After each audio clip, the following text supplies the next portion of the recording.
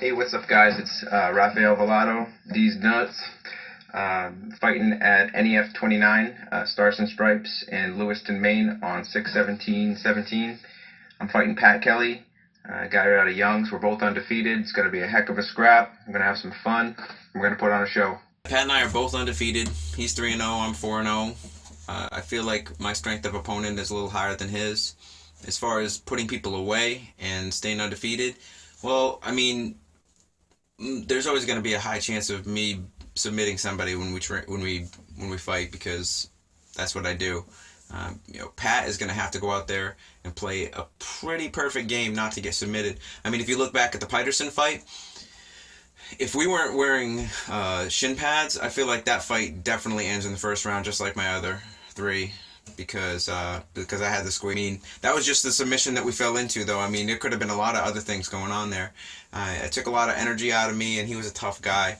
But as far as who's going to come out on top, he's undefeated and he's done well. But I'm a fighter that is defeating undefeated fighters. That's just the way it is. I'm interested to see what Pat's game plan is, because let's just break it down a few different ways. One, if he decides that he wants to bum rush me against the cage and try to take me down and wear on me and get on top and sit and lay and pray, or even try to ground and pound, I feel like that is a good plan.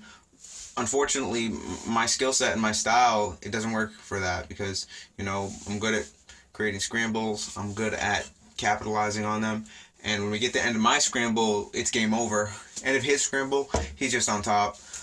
So, as far as striking goes, I mean, he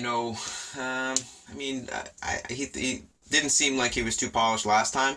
Maybe he's changed that. He's gonna have to really do some work, though. If Mike Peterson could barely hit me when we were on the feet. Hit me a few times, but it wasn't nothing crazy.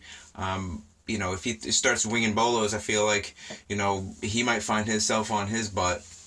And you know what happens when we go there. It's going to be a tough one if he does that. Best of luck to Pat Kelly. I think that he's a very good fighter. I'm a big fan of him. He's a Hall of Fame amateur wrestler. He's done some big things in his career. At this point, it just is unfortunate that we're fighting, but I don't have any animosity toward him. I feel like, I'm wishing him the best of luck.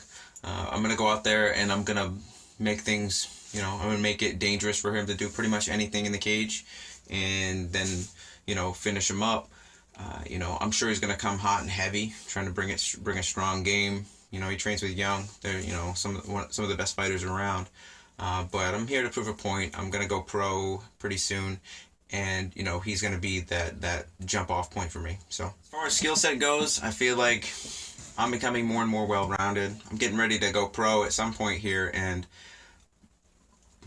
we've worked out the things that were preventing that in the past, such as, striking, getting comfortable there, more MMA-style wrestling, and decision-making. But I mean, that's what the amateur ranks are all about. It's about testing yourself against different skills and disciplines, and I feel like that's what we're doing in this fight. I mean, I love going against wrestlers. I train predominantly with wrestlers, so when the fight is basically Brazilian Jiu-Jitsu against wrestling, I feel like I'm gonna come out on top. I mean, when I scramble, the fight's over. If I get where I want to be.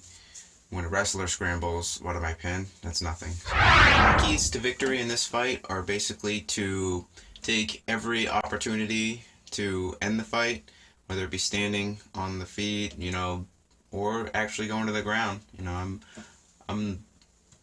I've never been taken down in the cage. If I get taken down, that's perfectly fine, because typically that's my goal. I don't see any reason not to take it where I'm most dominant, and I feel like that's where I am most dominant. So my key to victory is basically, if he gives me something, basically turn that inch into a mile and close the show. We train hard basically so that no matter what happens, we're ready. I mean, I'm ready in all positions: standing, striking, top, bottom, in some sort of funky position. That's why you train so hard. That's why you work the cardio and the strength training and so on and so forth. I'm really good at improvising, as I've shown in my fights, and taking advantage of little mistakes. So that's what I'm going to do. I mean, You know, I really want to prove that I'm ready for the pro ranks, and so unfortunately for Pat, that's what's going to happen in this fight. I'm going to come out, I'm going to figure him out, find out where he's weak, take advantage, close the show, and have fun. I mean, I have fun when I fight. Go back and watch any of my fights. I guarantee you're going to see me crack a smile or laugh, or, you know, I don't have any animosity towards my opponents. I just want to go out there and win, just like everybody else, except I feel like I'm having more fun. I'm just a big fan, trying to fight. Hey, thanks Combat Sports Nation for the interview. I'd like to thank my sponsors, PNC, and my school, First Class MMA out of Brunswick, Maine, under John Rayo. And I'd like to thank John Lemke. He helps me out with a lot of my game. And my training partners. We got some really big studs coming out on this card. We're going to go 7-0, believe that. And yeah, so see you all at the fights. June 17th, Stars and Stripes, NEF 29. Get your tickets. It's about to go down. Follow us on Instagram. Watch us on YouTube. Check us out on Facebook. Visit us on Twitter. And stay tuned.